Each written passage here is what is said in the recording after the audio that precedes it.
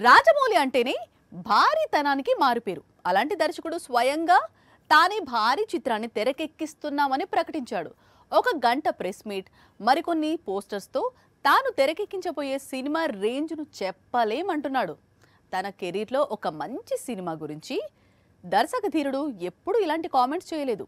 దీన్ని బట్టి ఏమర్థం చేసుకోవాలి అంటే రాజమౌళి ఈసారి ఏదో పెద్ద ప్లానింగ్ చేస్తున్నాడని.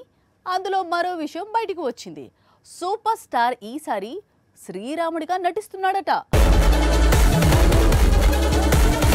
RRR క్లైమాక్స్ లో ఏదైతే సీన్ వచ్చిందో ఈసారి అదే సీన్ లో మహేష్ బాబు కనిపించబోతున్నాడట. సినిమాలో కొన్ని నిమిషాలు శ్రీరాముడిగా కనిపిస్తాడట.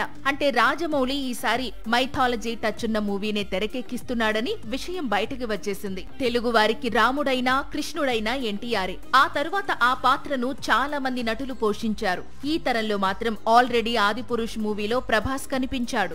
ఇప్పుడు మహేష్ బాబు వంతు వచ్చింది. కొత్త చిత్రంలో క్లైమాక్స్ లో సూపర్ స్టార్ రాముడిగా దర్శనమిస్తాడట. ఇదే మూవీకి హైలైట్ అట. ఇక ఈ చిత్రాన్ని దాదాపు 1200 కోట్ల బడ్జెట్ తో తెరకెక్కిస్తున్నట్లు ప్రచారం సాగుతోన్న సంగతి తెలిసిందే. నవంబర్లో జరిగే ప్రెస్ మీట్ లో సినిమాకు సంబంధించిన అన్ని విషయాలు వివరిస్తాడట రాజమౌళి. పేదవాడి పక్షాన నిలబడతాం, ప్రజా గొంతుకై నినదిస్తాం.